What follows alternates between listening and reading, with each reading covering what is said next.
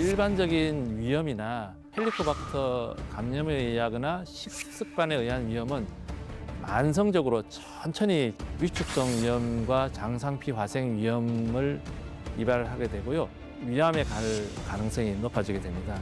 암이 발생하기 전까지는 특별한 증상은 없습니다.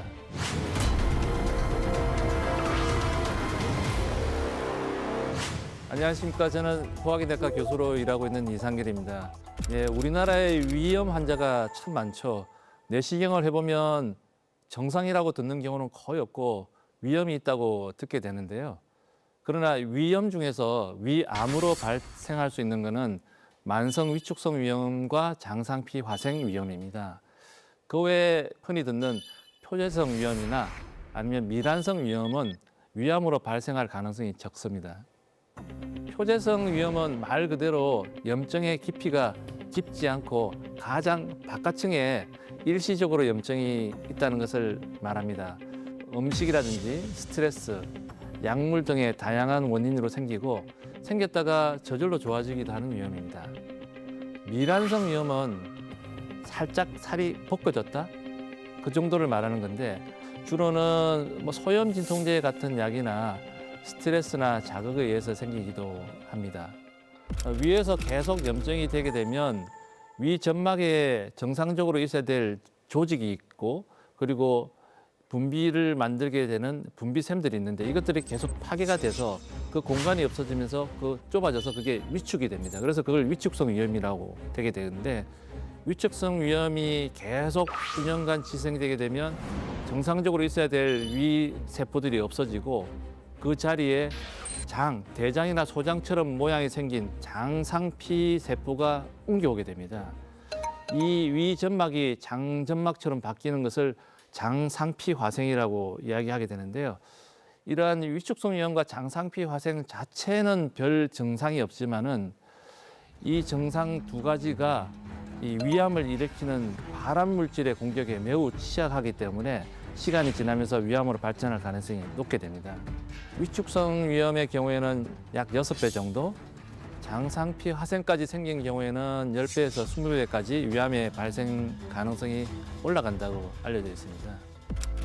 제일 대표적인 것이 스트레스인데요. 스트레스는 우리 몸에 있는 교감신경을 활성시키고 이로 인해서 교감신경이 활성화되면 위산 분비가 많이 촉진이 됩니다.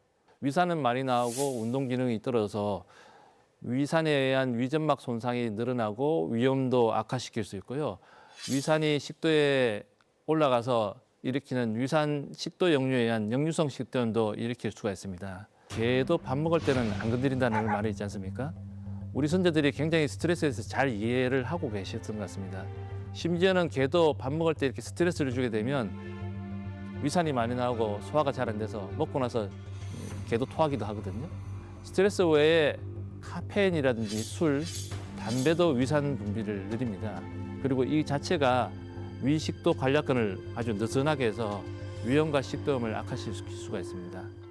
검사를 했는데도 아무런 증상이 없으면서 속 쓰리거나 더부룩하거나 여기 명치의 위통으로 고생하는 분들이 전 세계 인구 중에서도 한 25%까지 된다고 합니다. 이분들은 위내시경 검사나 혈액 검사, 복부 초음파 검사를 해도 이상이 없고 이런 것들이 자주 반복되는 분들을 기능성 소화불량증이라고 이야기를 합니다. 이런 경우에는 진통제를 먹으면 오히려 그 증상이 더 악화되기 때문에 드시면 안 되고요. 소화제나 제산제만으로는 증상이 조절되지 않거나 이건 먹으면 그때만 잠시 좋아지는 경우가 많기 때문에 진료 이후에 기능성 소화불량증인지를 확인하고 적절한 약을 처방하는 것이 장기적으로는 더 좋습니다. 위궤양은 내시경 딱 보면 한 번에 이렇게 살이 팍 파여진 게 보이기 때문에 위궤양인지 금방 알 수가 있고요. 위궤양이 있는 경우에는 속이 쓰리거나 아프거나 그런 증상이 있는 경우가 많습니다. 그러나 위염은 내시경으로 이렇게 뚜렷하게 나타나지도 않고요. 그리고 위염과 연관된 증상이 대부분은 없습니다. 그래서 속이 쓰리고 아프다 그러면 위궤양일 가능성이 높습니다. 근데 이게 병도 트렌드가 바뀌는 게 위궤양, 12지향 궤양은 우리나라로 비교하면 한 1960년, 70년대 굉장히 많았습니다. 위궤양이나 12지향 궤양은 주로 헬리코박터라는 그런 감염의 예양이 생기는 거 많고요. 예를 들면 공동적으로 우물을 이용한다든지 아니면 오염된 물을 이용할 경우에는 헬리코박터 감염이 많은데 선진국으로 될수록 위생 환경이 좋아지면서 위궤양, 십이지양 궤양은 줄게 되고 오히려 대사성 질환이나 비만 이런 대표적인 증상 질환들이 늘어나기 때문에 역류성 식도염이나 아니면 기능성 소화불량증이 늘어난다고 이야기할 수 있습니다. 위염과 식도염은 대체로 잘 치료가 됩니다. 특히나 식도염은 위염보다는 훨씬 잘 치료가 됩니다. 위산분비 억제제나 그런 것들을 먹으면 10명 중에 한 8명 정도는 효과를 보거든요. 그러나 위염하고 역류성 식도염이 모두 음식을 먹는 습관이라든지 생활 습관이라든지 스트레스와 밀접한 연관이 있습니다. 그래서 치료된 이후에도 이 조건들이 개선되지 않으면 증상들이 다시 돌아오게 되는 거죠. 그래서 재발이 잘 된다고 알려져 있습니다. 저에게도 역류성 식도염으로 치료받는 50대 남자분이 계시는데요.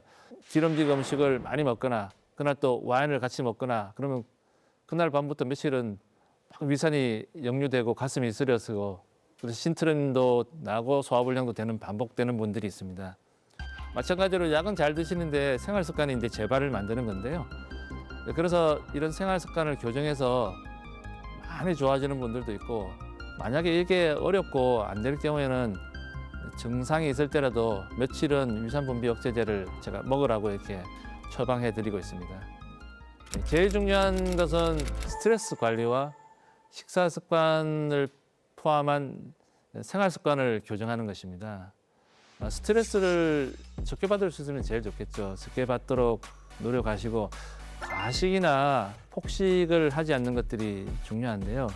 특히 야간의 과식은 이 역류성 식도염이라든지 아침에 위염 증상을 매우 악화시킬 수 있습니다. 그래서 가능하다 그러면 술, 기름진 음식의 섭취를 줄이고 식사 이후에 바로 눕는 것들이 안 좋은 거로 되어 있습니다. 오히려 식사 이후에는 가볍게 걸어주는 것이 역류성 식도염이나 위염 치료에는 제일 좋은 것으로 되어 있습니다. 이런 생활 습관들을 잘 지켜주시고 우리 일상생활에 녹여줄 수만 있다 그러면 위염과 식도염으로 인한 다양한 증상이나 그로 인한 암 발생들을 줄일 수 있는 매우 좋은 방법이 되겠습니다.